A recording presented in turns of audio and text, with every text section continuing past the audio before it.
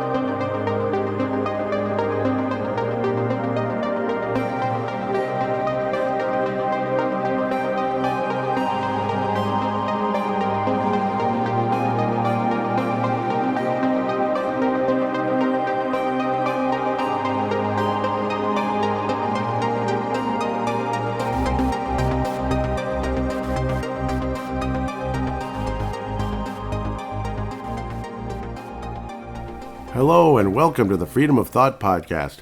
I am your host, Paladino Joey, or Joey Awajan. Freedom of Thought is available on all of your favorite podcasting apps. I thank each and every one of you once and always for downloading and listening to the show. It is an incredible pleasure to be back on board with you once again today as about 1 a.m.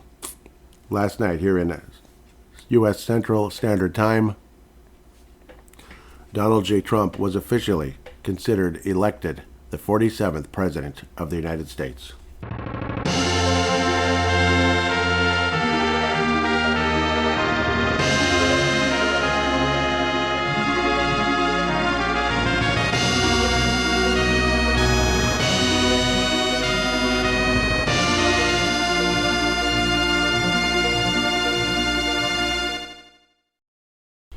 It is an amazing feeling, an absolute amazing feeling. It has been an unbelievable road when you consider going all the way back to, November 4th, 2020? Going all the way back to all the shenanigans that took place that night. It looked not so good. It looked promising. It looked, okay, things are going to be okay. Yeah, okay, now he's pulling ahead. Looks like he might get this one. Despite a lot of weird shenanigans going on, you could kind of sense, obviously there's some funny business going on from the Democrat Party, particularly in Pennsylvania, Georgia, and what later became Arizona. What the heck? Come on, even Michigan and Wisconsin. It's like, and North Carolina. But I mean, North Carolina, yeah, frankly, I don't know what the heck happened there. That was really weird. But, and then of course we went through all the hell we did. All of a sudden they're just like, Biden's the winner. Like a few days later, was it Saturday of that week? Biden's the winner. There's nothing you can do. Biden won. Shut up. Are you crazy? You're an idiot. Biden won. Shut up. What evidence? What evidence? What, we didn't, there's no cameras of what do they call them? The mules dumping votes in there in Pennsylvania after the count was halted. Hundreds of thousands of votes that were all Biden. Yeah, give me a break. So, yeah, shenanigans. Oh, shenanigans. And then being basically talked to like you're just a crazy tinfoil hat idiot. Local media would dismiss any conversation about it, no matter what. Like, you are a moron. Get the heck out of here. And then they're still ripping Trump for denying that he lost the election. In 2020, they're still Dan Barrera was still ripping that, saying that is still a deal breaker for me to ever vote for him, no matter what. And it's like, oh, shut up. Just like, what a douchebag. I don't think Dan Barrera's ever voted Republican in his life. Maybe once or twice. Heck, he voted for Walter Mondale. Think about it. How did that work out? Exactly. It worked out real well for Walter Mondale. Not. It worked out really well for Ronald Reagan. Thank you very much. How do you not vote for Ronald Reagan? Heck, what the heck? Because I do believe Dan Burrow is a local, a local radio host here, very popular, sports and politics and all that, or news, whatever. News, pop culture, yuck. But years ago, I think he leaned right a little bit, but he'd always still vote Democrat. It made no sense. Anyhow, we'll get off of that for the moment.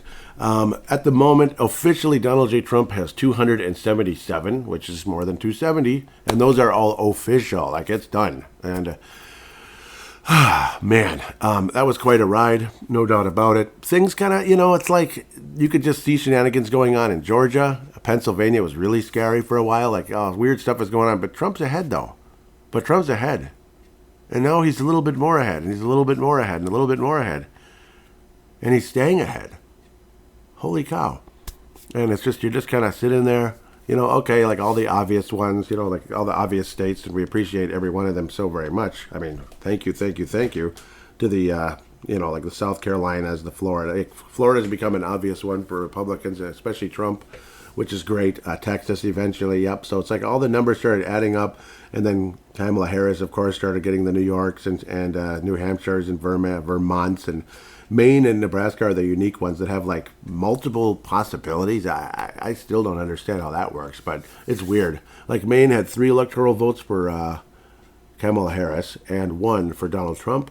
Nebraska had 4 electoral votes for Donald Trump and 1 for Kamala Harris. It's very different. It's very unique. Pardon me. That's interesting how that works. I don't know. I think in some ways, in a lot of ways, that would work in favor for Republicans in the future, like in a place like a Wisconsin, which became like a swing state, and Michigan, and the last couple of elections I went for the Democrats, they won those, so including Biden supposedly won those. I'm strongly questioning that. But then you had the Alabamas, the Mississippis, Louisiana, Arkansas, Tennessee, Kentucky, Indiana. Ohio has become more of a Republican stronghold, thank God. West Virginia, and I don't get it with Virginia and West Virginia. It's so weird. Like West Virginia, it's like Trump wins. Yep. Well, yeah. It's almost like Alaska and Idaho and stuff like that. It's like Trump wins. All right, cool. And Wyoming. It's funny. And then of course, like Washington D.C., it's always the Democrat. It's like 90%. It's ridiculous. Like why? In Virginia, somehow, just some way, it's just, I don't know, that one's gone blue on us. That one's been red many times. I guess it's been blue many times. That's 13 electoral votes. When Trump clinched North Carolina, that was an insanely encouraging moment. It was before things started to get super interesting in a positive way. But it's like, okay, it's a pretty big one. It's 16 electoral votes. I mean, heck yeah, Trump just got North Carolina. Because the last time there was shenanigans, and it's like, well, Biden won. Biden won. Shut up. Go away. Biden won. Shut up. You're an idiot. No, you're an idiot. You're an idiot if you're going to keep... You're an idiot if you believe this nonsense. And that's kind of how the news media behaved last time around. And they still stand on their words when it comes to that, whether they're local or national. Not necessarily Fox, but yeah, Fox is all over the place. They're very conservative in terms of calling the winner. They're not necessarily conservative politically. They are and aren't. It's like there are definitely a lot of strong conservatives there, like Britt Hume. Mayor is more of like middle of the road, conservative-ish, conservative-leaning, middle of the road.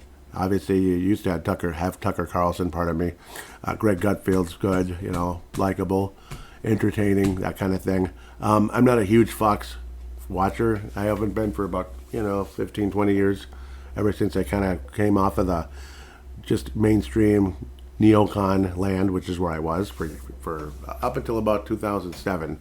2006, 2007 is when it started to become a little bit more Ron Paulish, if that makes sense. What did they call us? Tea Partiers? Yeah. So then Tea Partiers, a lot of us became eventually MAGA, what the Democrats like to call MAGA Republicans. Like it's such a bad thing. You're evil. Oh. No, I think all the stuff that this radical left has gone is extremely evil. There's a reason why Robert F. Kennedy Jr. left the Democrat Party. He's like, this place is, you guys are crazy. You guys are absolutely nuts. Like, it's gotten to a point of pure insanity. Like, you're not Democrats. You're fascistic socialist, like psycho. That's probably the best way to describe it. One that surprised me in a big way is Nevada. It's only 6 electoral votes because most of Nevada is, like desert and all that. But you got 2 big cities in Vegas and Reno. But Trump won by a pretty good margin. Was it like 6%? That's pretty amazing. I guess that's awesome. Trump won Nevada. I mean, you'd think he'd have more, but it's just like more points, more electoral votes.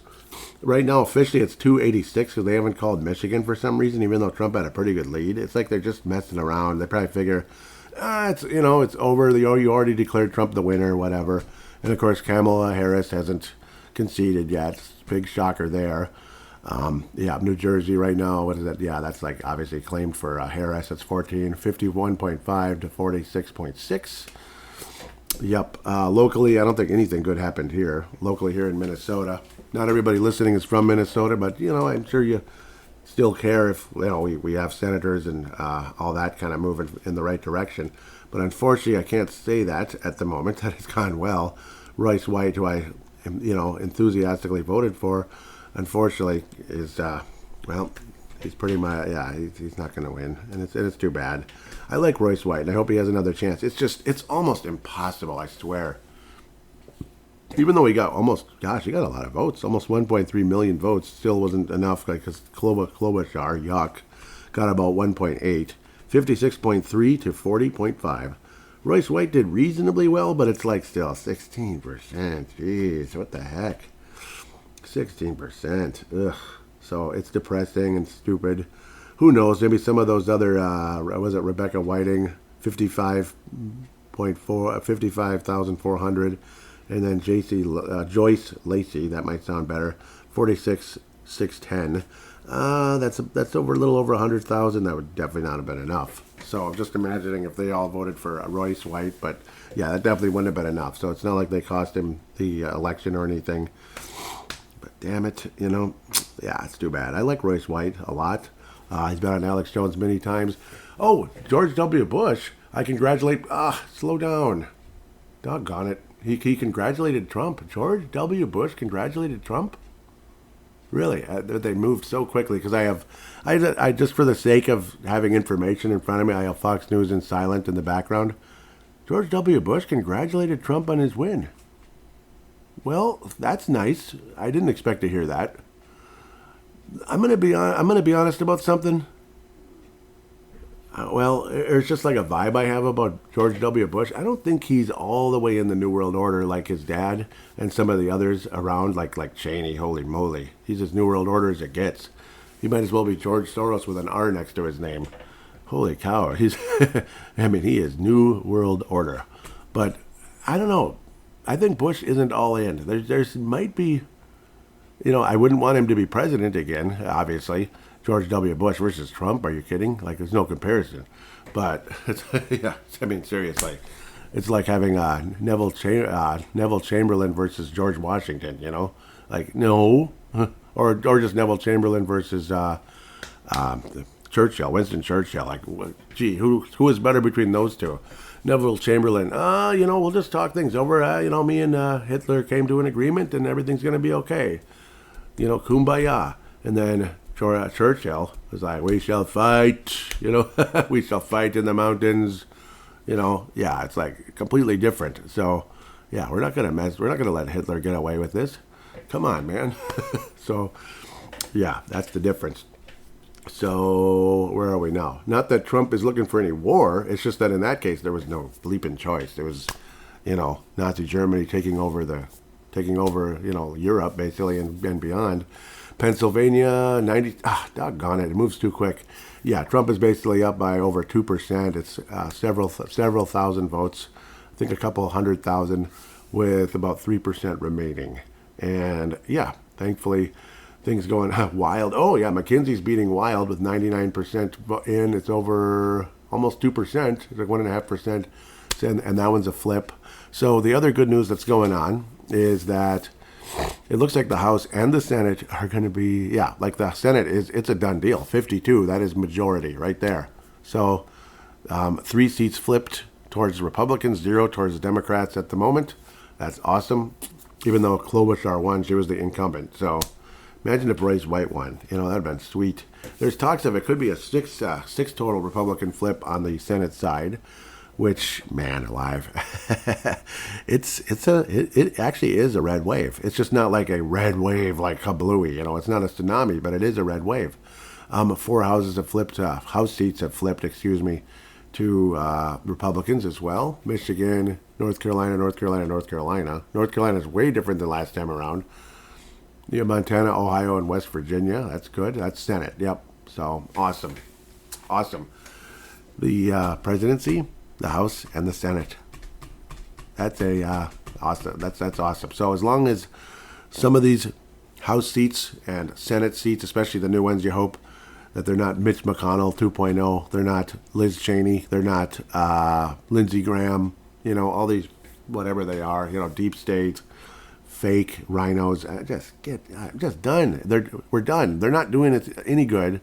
All they care about is war and money. That's all they care about. Like, oh, your son died? Oh, I'm so sorry. Thoughts and prayers. But look at all this money. Oh my gosh, look at this money, man. Oh my gosh. Look how much money this contract we signed for all these. Yes, we're really sad about your son. It's sick. Yep, Ted Cruz wins comfortably over Allred. Sorry, I'm thinking of Allred. That's a former Twin Detroit Tiger pitcher.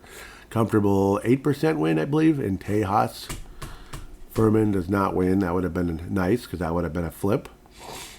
Flores, nope. Nope. Well, again, it's not a red like tsunami, but it is a wave. You could call it a red wave in terms of things have flipped very much, have flipped in favor of Republicans. That's not a vast majority, but it is a majority. So can we move on from Mitch McConnell as the Senate Majority Leader? That'd be nice because McConnell might do something like this. I'm sorry. Yeah, so as Mitch was saying, yeah. You know what I mean? Yeah, we don't need any more of that. I think we can move on. And it's not just because the guy had I have no idea if it was like a miniature stroke, and I'm not making fun of that. I'm not. For heaven's sake, he's not healthy. Can we please move on? Just like Joe Biden, they were like, oh, yeah, you gotta get out of here, Joe. Joe, it's not Joe. Get out, go. Oh, Kamala Harris. Well, I guess we'll go for that. She can get the she can get them. You can get all the minority votes and the women votes and the angry women. Yeah, there's a lot of angry women. Believe me, unfortunately, there's a lot of really good women too, and we appreciate the good ones. The Amy Klobuchars can go somewhere, but and the Kamala Harrises can do the same.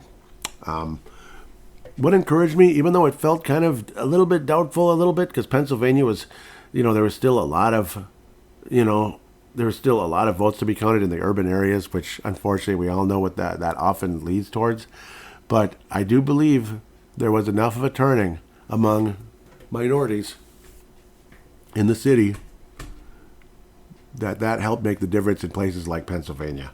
When I really started feeling extremely positive was then all of a sudden, after all the shenanigans last time around. You think Georgia should be a Republican state, even though many years ago, Jimmy Carter was elected president from Georgia, almost 50 years ago now, 100 years old, at the end of his life, but the longest lived president of all time. So congratulations to Jimmy for that. But where am I going with this? Yeah, Georgia should be a Republican state. It should be.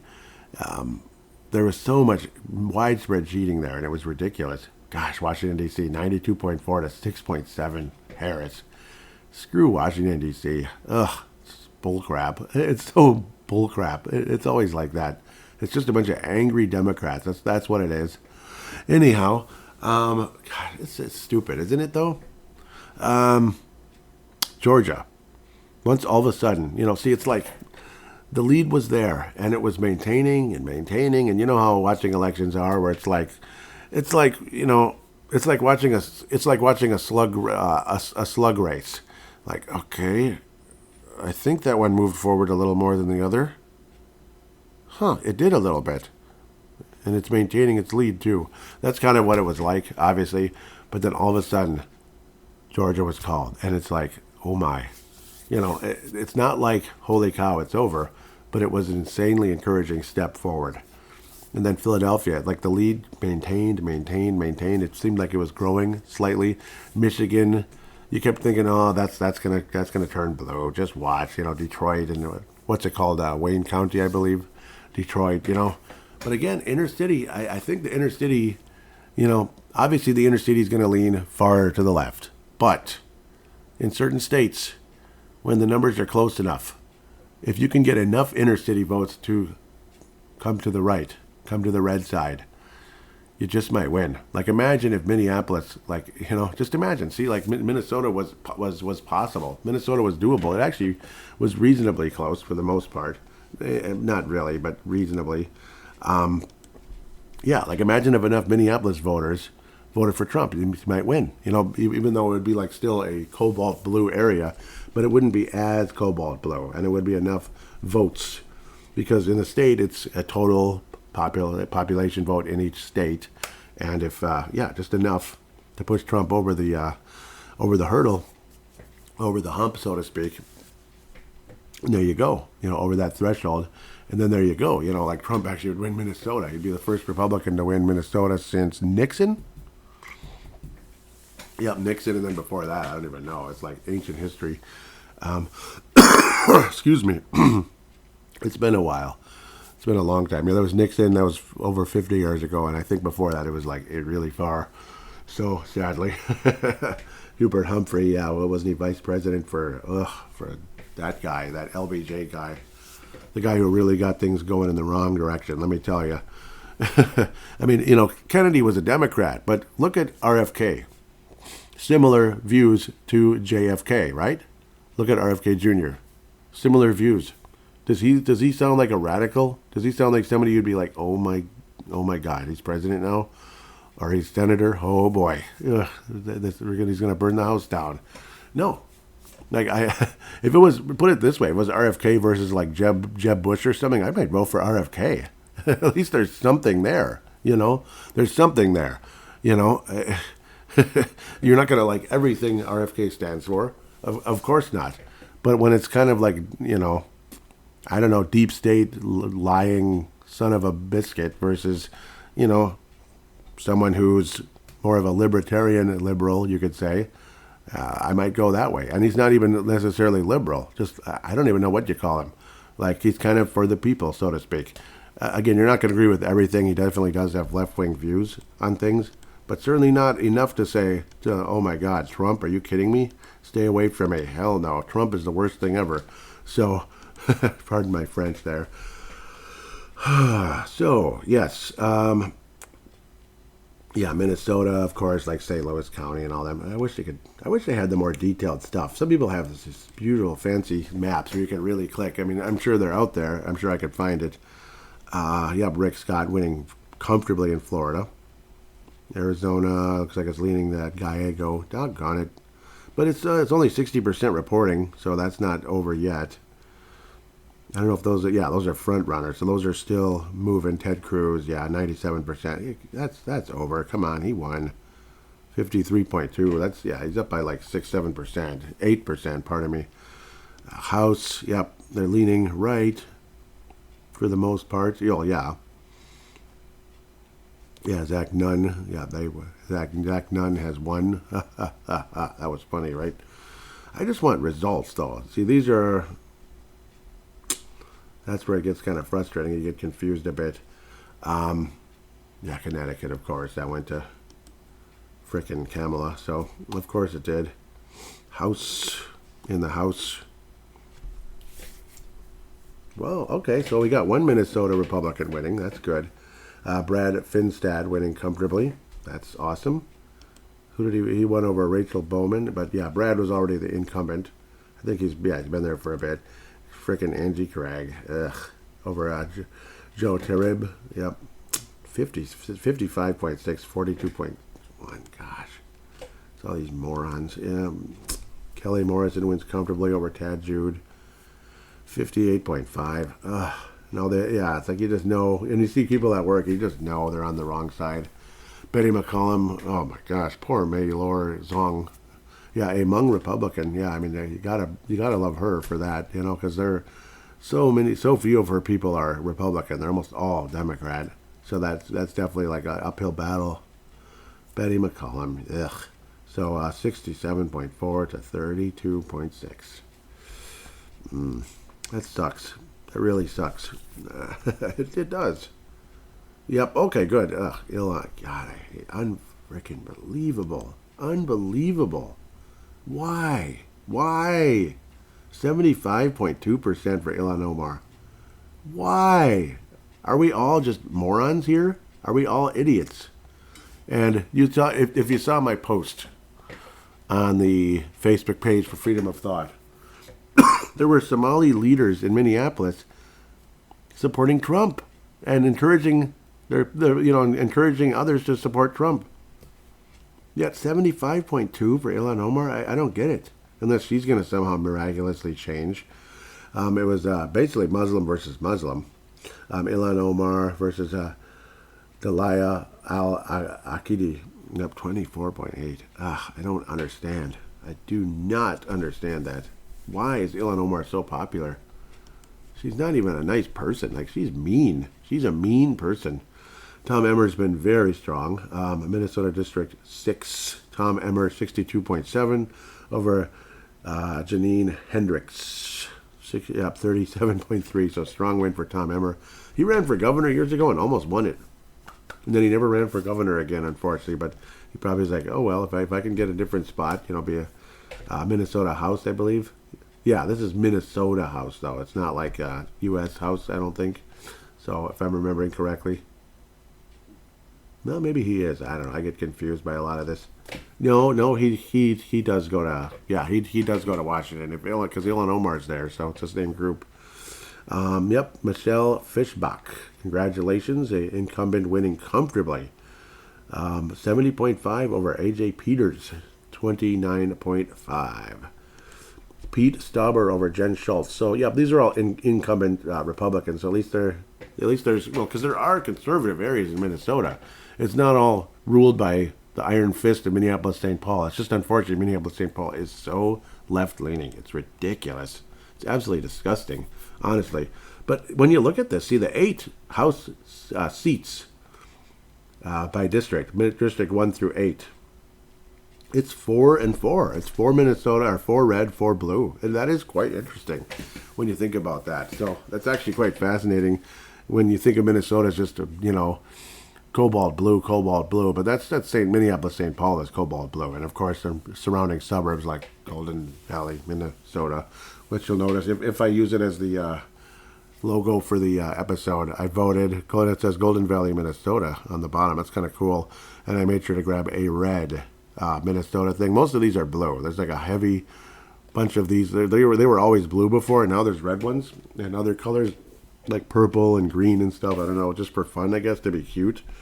I think there's a pink one. How adorable. But yeah, at least I got all the information here now, so that's good. But yeah, the Minnesota Senate, that's just one, right? Klobuchar over Mr.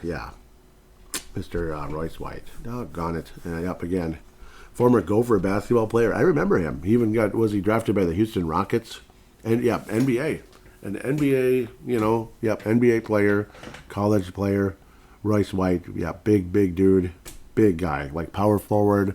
Like a shorter, like 6'7", like, I know, short, 6'7", right? Short for a power forward, but powerful. You know what I mean? Those shorter but powerful power forward types. Like 6'7", 300 pounds. Like a monster, like 280. He'd be a beast out there. Very, very big guy, almost more like a defensive lineman, basically, or a tackle, offensive tackle. Could have been something like that if he played football. Faith, family, and football, right? That was Dennis Green. Yeah, I never heard him talk about faith, though, but, yeah, I don't know. I never heard Dennis Green talk about faith. Just that was the only time. God rest his soul. I hope he's in heaven. I don't know.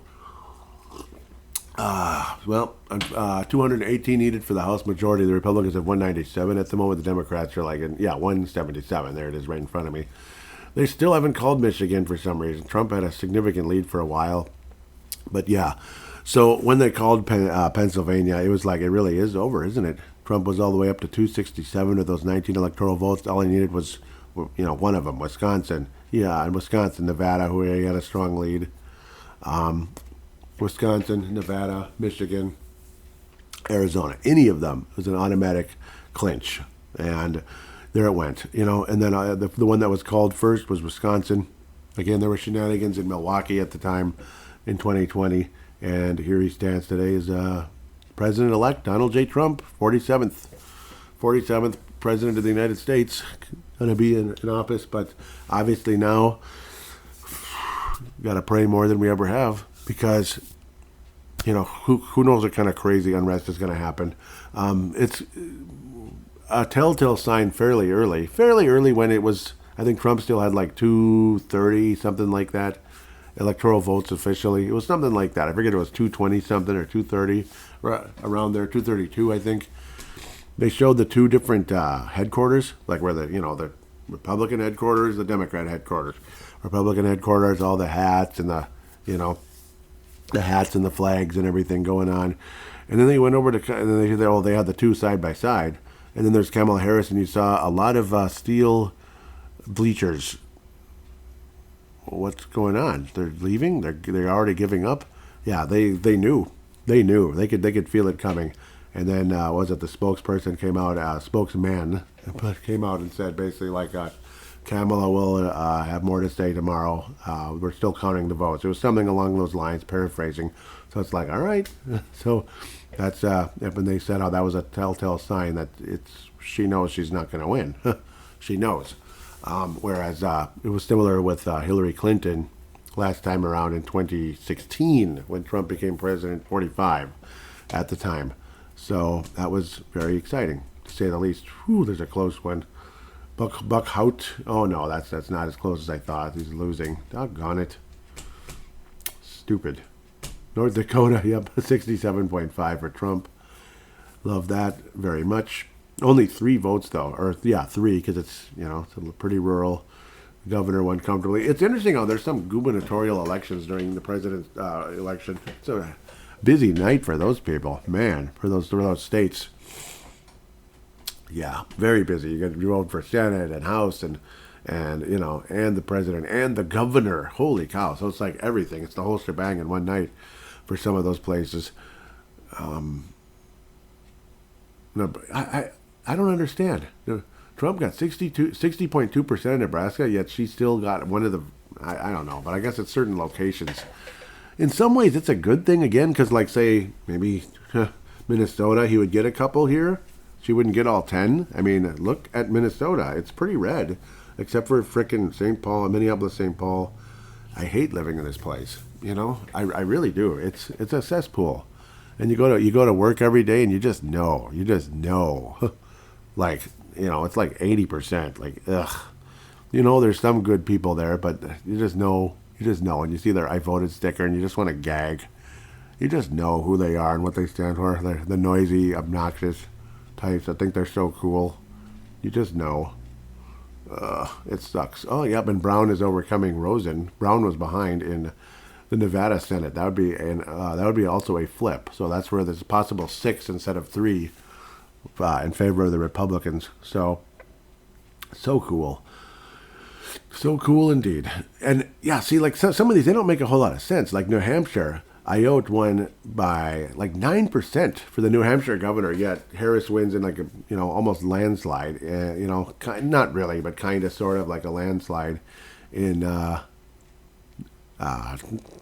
New Hampshire. I don't get it. The Republican governor wins easily. Yeah, then Harris wins easily in the same state. I don't know how that works. It's weird. Like, why? It's so weird. It should have been both. Like, if you like the Republicans so much, why don't you vote for Trump too? Like, what's up with that? Like, I suppose, you can have a different view and everything on things, but I don't know. I just don't know. Democrats and Republicans are so different now that it's not as close as it used to be back in the day, back in the way backs. Like, say, what's his name? Oh, my mind's breaking. Like a Truman to Eisenhower to maybe to JFK. Like, sure, they're different, but it's like not like, super duper like light years apart like it is nowadays. Black votes, yeah, huge increase for Trump. Well, he had 8% in 2020 and 15% this year. So, so that's an 8% increase apparently, or 7.5, I guess, because you look at the two. One was 7, one was 8. It's weird with Harris and Trump. So that's a huge increase, and when you consider she's darker skinned, so that's extremely telling, isn't it? Biden was an old white man, and you look at the Harris place, just junk everywhere, water bottles everywhere. That sounds about right. What they would do, like, yeah, bleep this. We're just gonna trash the place. So that's funny. It's funny. It's hilarious. Yeah, we're still counting the votes. VP declines to speak at watch party. Crowd boos. Ooh. I like that. They were booing. They weren't happy, huh? But you will hear from her tomorrow. Tomorrow. Here tomorrow. She'll be back tomorrow. Yeah, that's today now. Yep, I'm sorry. I'm just kind of want to hear it. So, well, it's history happening right here on Freedom of Thought. So, just like a lot of you also, it's nice to enjoy it with you doing this podcast. It's an absolute honor. It's a pleasure. Absolute honor and pleasure. And instead of talking about an insanely frustrating, you just know, like corruption-filled election 4 years ago, bullcrap election, and 2022, just like, it was complete garbage. Like Minnesota is just all blue all the time, except for some of the House seats. Thank God for that. Like if we could just knock a blue senator out of the way, Klobuchar, if we could knock her out, it'd be amazing to get rid of Ilhan Omar too. But man, it's like she has a stronghold here. It sucks, and it sucks. It is what it is, though. At the end of the day, J.D. Vance becoming the vice president-elect, the 50th vice president, apparently. Because there's been different vice presidents over the years. Well, yeah, because, it could have been. Well, yeah, I guess it would have been if Pence came back, he would have been the 57th again, or 47th, pardon me. But, yeah, Pence, forget about it. I'm just imagining if Pence actually was good, but he wasn't. McCormick. So, Pennsylvania again. McCormick over Casey. That's one of the flips. So Pennsylvania, just absolutely huge. And there was all kinds of evidence that there was shenanigans going on in Pennsylvania. Like, it was really bad, like frighteningly bad. But thankfully, Trump still pulled through.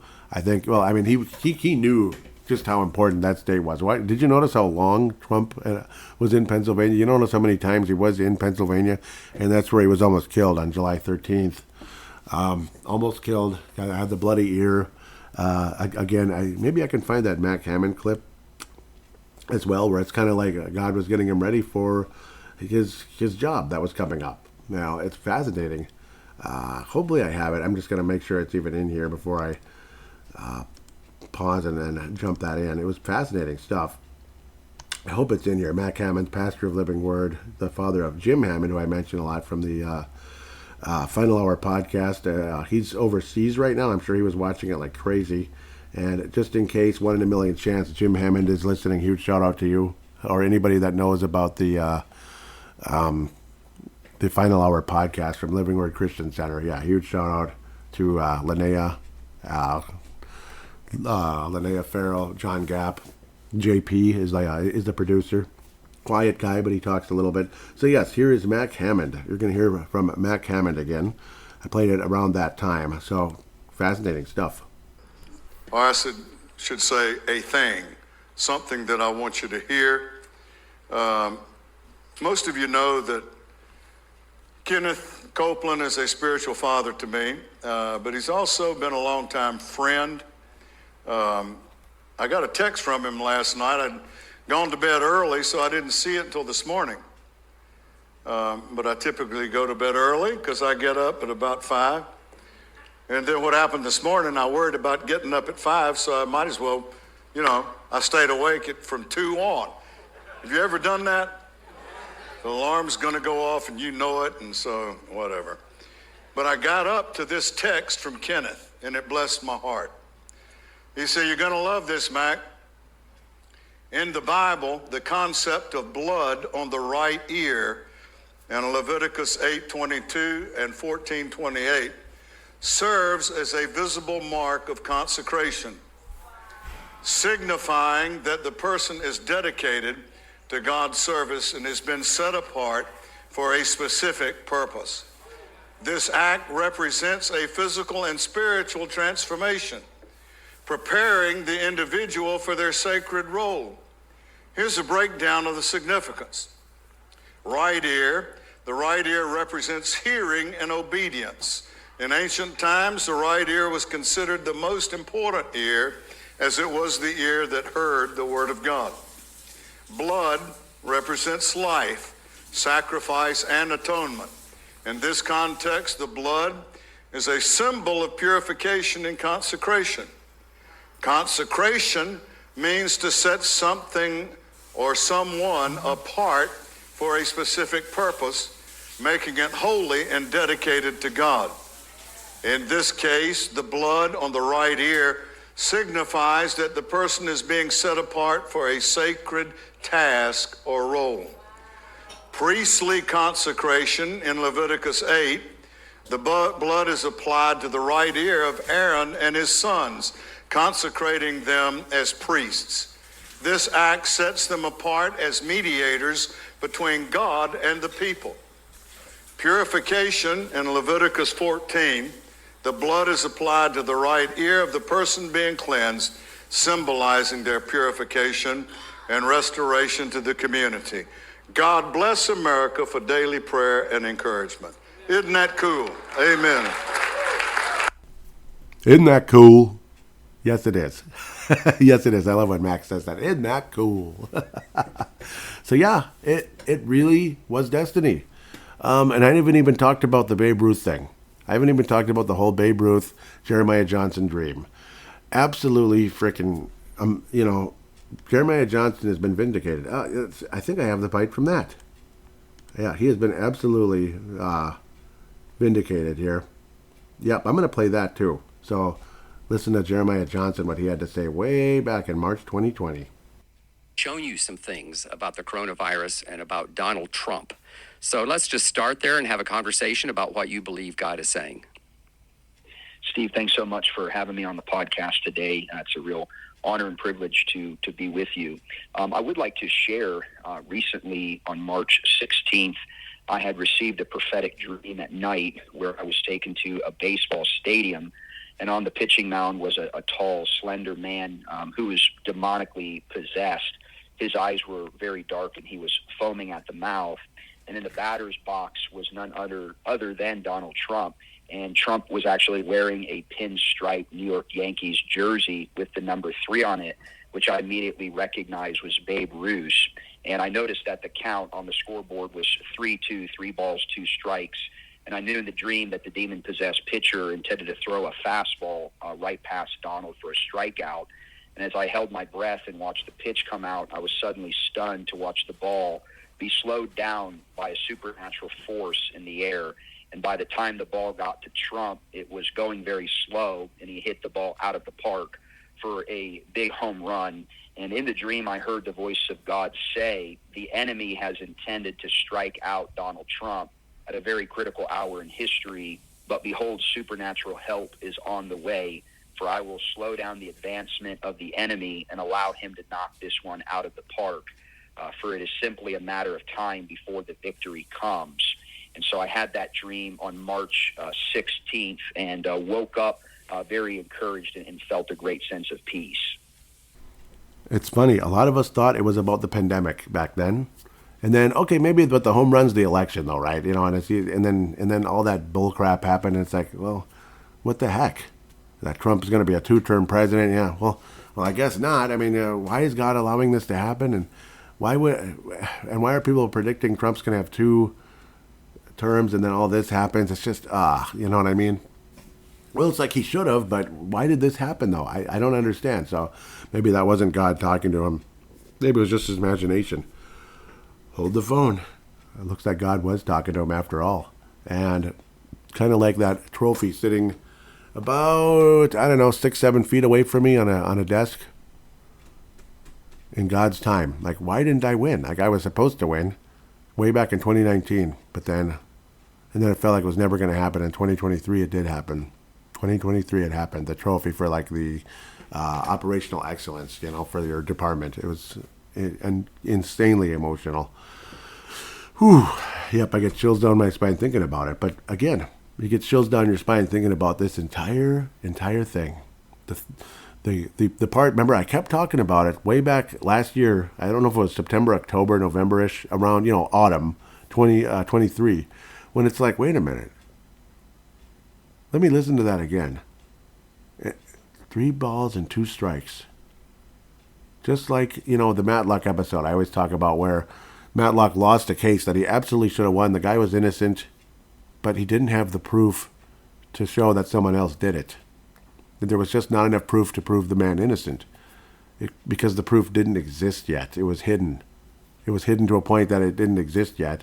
The real killer was actually stealing money from the company secretly, and then when the proof came out, because over the 7-year time that the innocent man was in prison, the evidence started piling up that somebody was stealing, and it was the real killer, and he was able to nail him.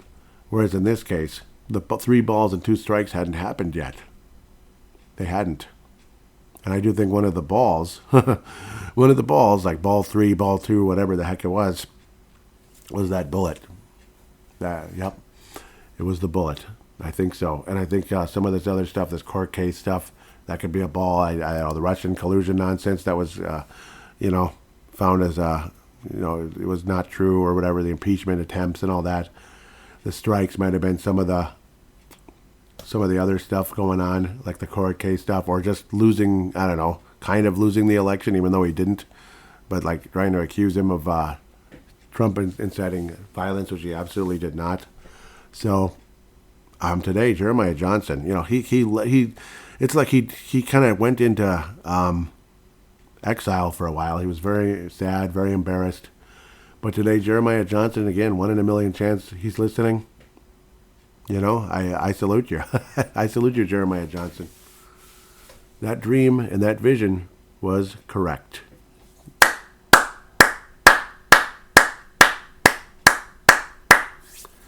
Trump hit a big home run. And, yeah, see, when all these electoral votes are officially tallied up, it's going to be well over 300.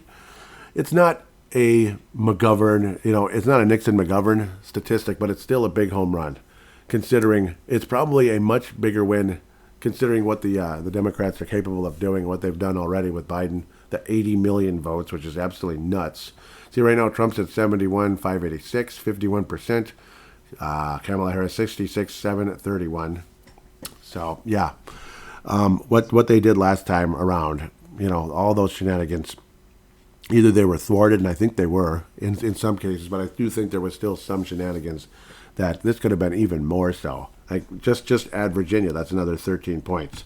As you look at the map, doggone it, in the wrong page here. Sorry.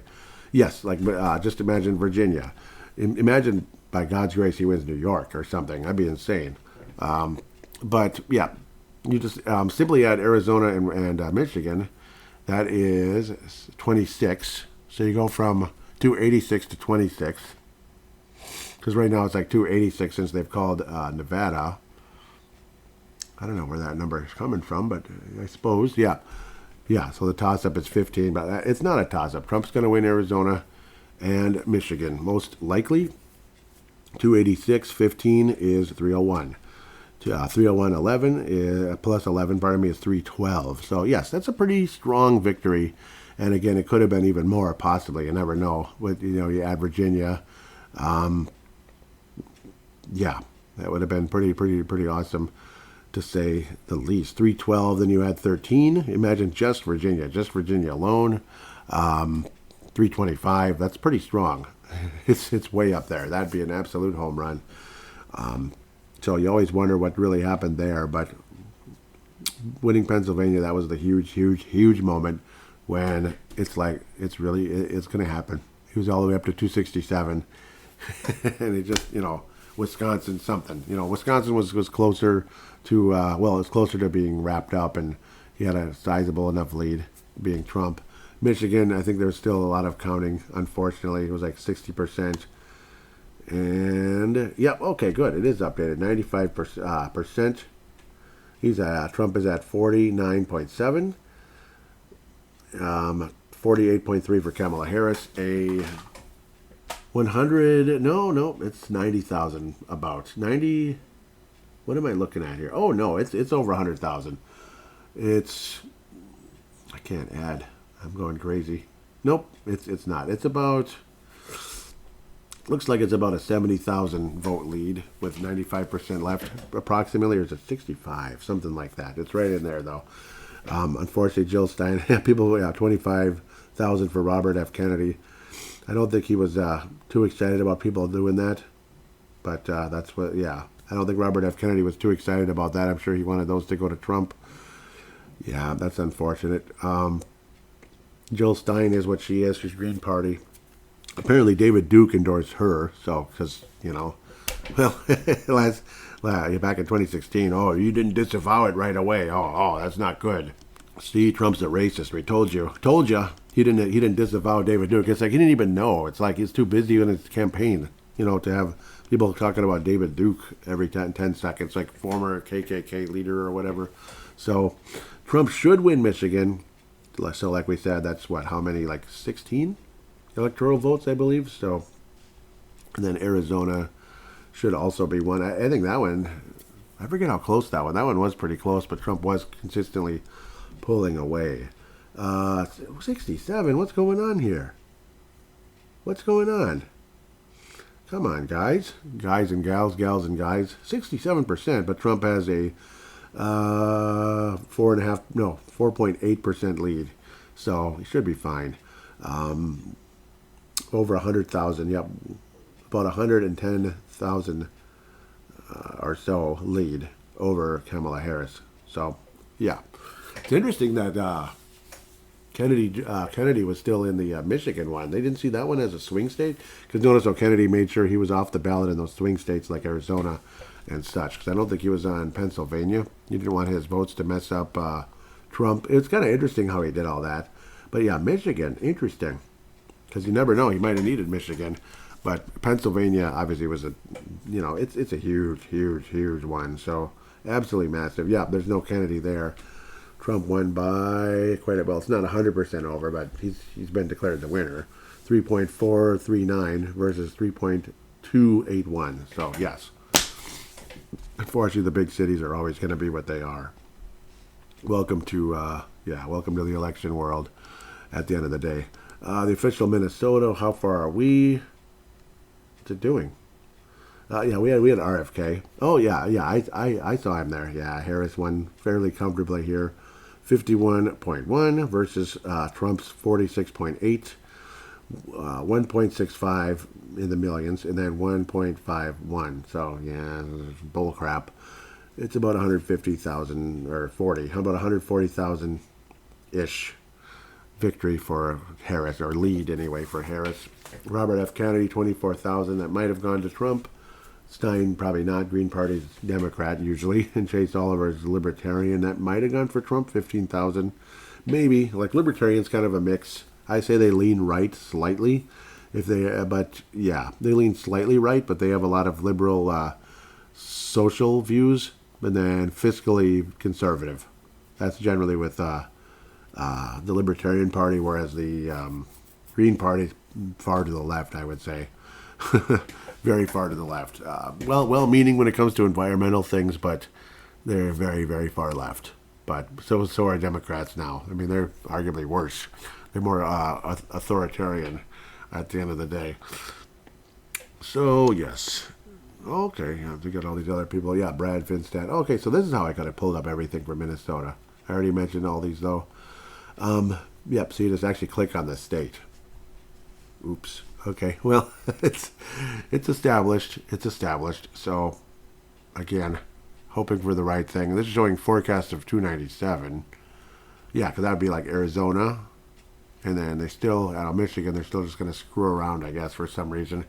Arizona, I thought that one was closer. No, Michigan's closer. Trump had a pretty sizable lead in Michigan before. So it's this one little county up here called Emmett. I'm guessing Emmett County would be conservative, so that means, yeah, that's probably why. Yep, that one hasn't been counted at all for some reason. Why is that? Sheboygan, yep, Sheboygan. I thought that was a Wisconsin thing, though. Oh, wait, that's Michigan. I don't know what the heck I'm talking about.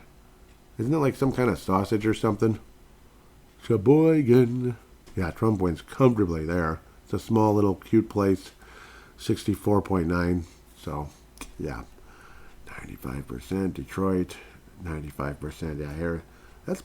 Yeah. These are parts of, this is the one. Wayne County. Yeah, 287,000? Good job, Trump, honestly. Good job. Considering, because I bet it was way more for Biden, and Obama was probably ridiculous.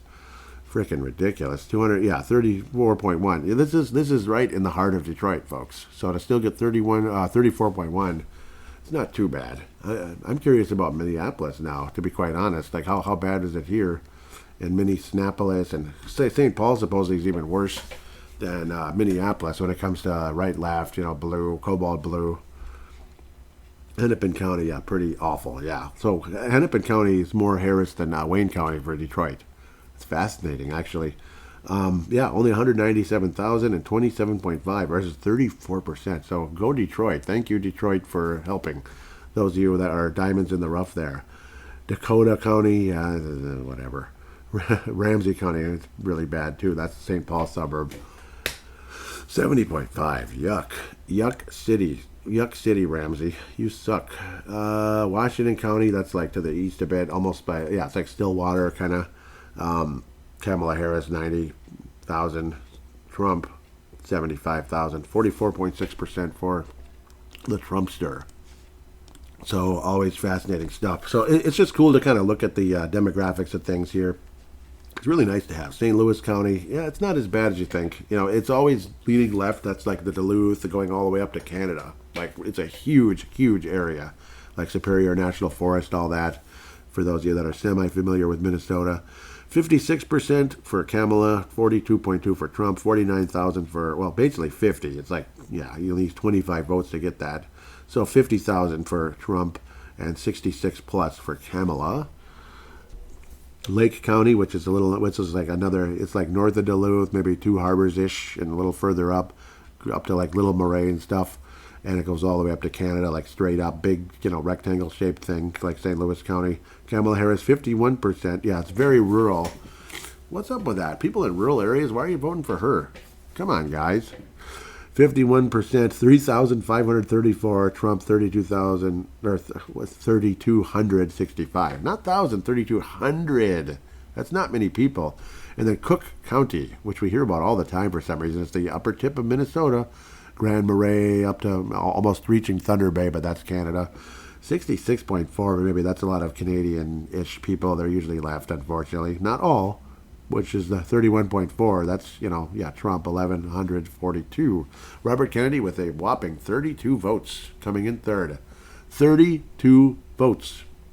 He had 57 votes in Lake and 975 in St. Louis County.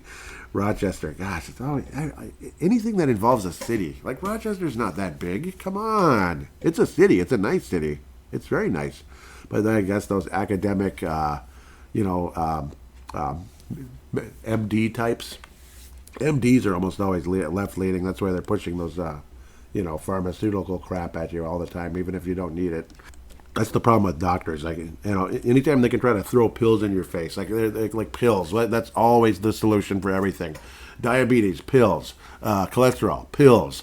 High blood pressure, pills. All this other stuff. Like eat better and all that. Nah. Pill. Or like natural supplement. No. You got to get this big pharma thing that has these 900 different side effects.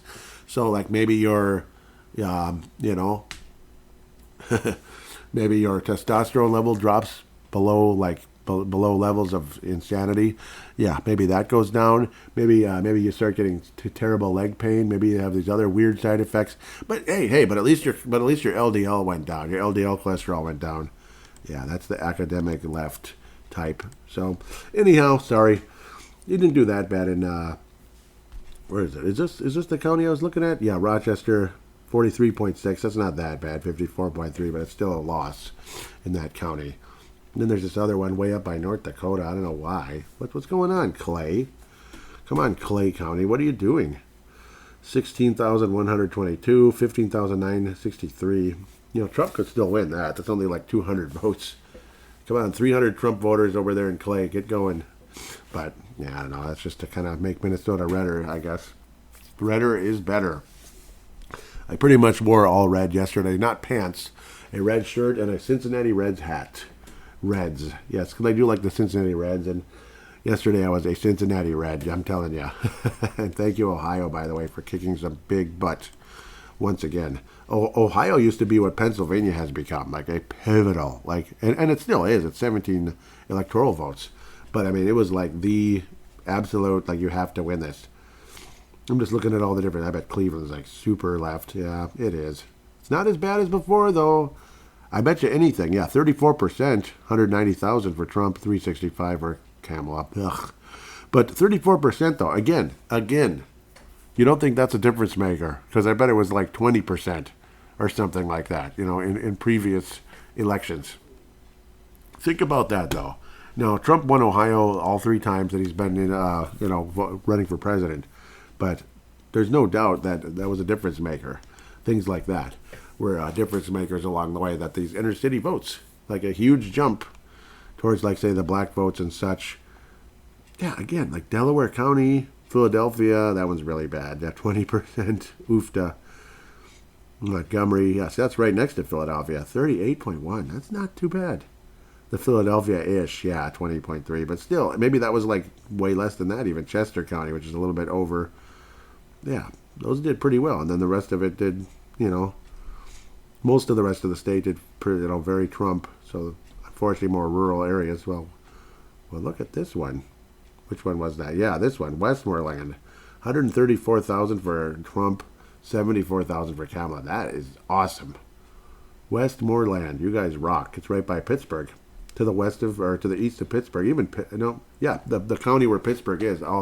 Albany, very, it's, of course it's left, 59.4 to 39.6. And again, you don't think that 39 versus maybe 28 last time or whatever time it was made a difference? You bet it did.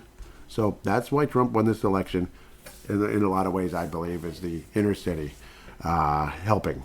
Yeah, in a lot of ways. It's not everything, but I do think, obviously, maybe less cheating because of, people know what they're doing, and they were stopped, I think, this time. There was conversations about that. A lot of dishonest activity was stopped and thwarted in a lot of places, including Wisconsin, I believe it was, and even in certain parts of Philadelphia. So extremely exciting. I think I've babbled enough, but this is a very wonderful day for all of us that believe the way we do and stand strong for our 47th president, Donald J. Trump. What an awesome thing. What an awesome, awesome day it truly is for us all. November the 6th, 2024, November the 5th, and into November the 6th is when it really took place, though, when the official, the states of Pennsylvania, Wisconsin were called. I forget if Pennsylvania was right before midnight. I forget, but when Wisconsin was called, it was around 1 a.m., maybe slightly before, and then there was that gold check mark for the presidency. Not just for a state, but for the presidency. It was just an awesome time, to say the least. So with that said, I want to thank each and every one of you so much for listening. Please do put a positive rating for this show, if you could. A 5-star rating on Apple Podcasts, Spotify.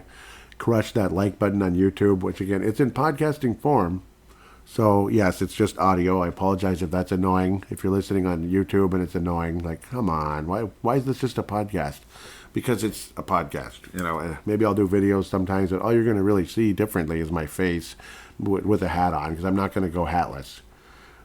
Let's just, spoiler alert, I don't have a lot of hair on top. So I have hair on the sides, unfortunately, not on top, though. So spoiler alert. That's why you're going to see me wearing hats if I ever do videos, or even pictures for the most part. I don't like too many pictures without yeah, without a hat on if it comes to it. So, with that said, again, if you'd like to do an audio submission, which is highly encouraged, especially about this, you could go on and on if you like, 5-10 minutes, who knows, even longer if you really, really want to. You're more than welcome to do so. I can imagine Gerald having things to say, Mark Carlson, maybe Lee Hepner out there, Ray from Kentucky, if you're still out there. I mean, your state did wonderful. Thank you. Just get rid of Mitch McConnell if you could. I'd appreciate that. I think you'd appreciate it more than I would even, probably. But here we are. Here we are for all this pain and heartbreak. Here we are. So it doesn't guarantee anything for the future, but it certainly helps. And hopefully we have a nice prospect for the long-term future in J.D. Vance, who looks to be an outstanding candidate 4 years from now. So, and you still got Ron DeSantis. So that's always a good thing. And Vivek Ramaswamy. Pardon me, try not to cough to death. So with that, I'm going to sign out here. It looks like about an hour show, and hope you enjoyed this. I certainly did. Let me know what you think if you could. Comment on the show if you like. It'd be great to hear from you. Either the Facebook page, or right on the actual Spotify, podcast. There's a place for comments on there if you want to do that from your smart device. Pardon me, I'm a little bit congested here now. What's the other thing? Instagram, Facebook, Twitter. At Freedom of Thou, or X. Yeah, X, at Freedom of Thou. I feel a lot more comfortable going on there than I did when it was still just Twitter. Mitch McConnell, yep, so now he's the Senate leader again, and he looks like he could be as old as George Washington, but not nearly as good of a politician. not nearly as good of a leader or politician. Hell with that. He's definitely a politician. But with that said, I want to thank all of you so much for listening and sharing this with me. It's been an absolute pleasure. So we'll talk some more, maybe in a few days, maybe in a week, whatever it is. But until next time, God bless you, and God bless the United States of America.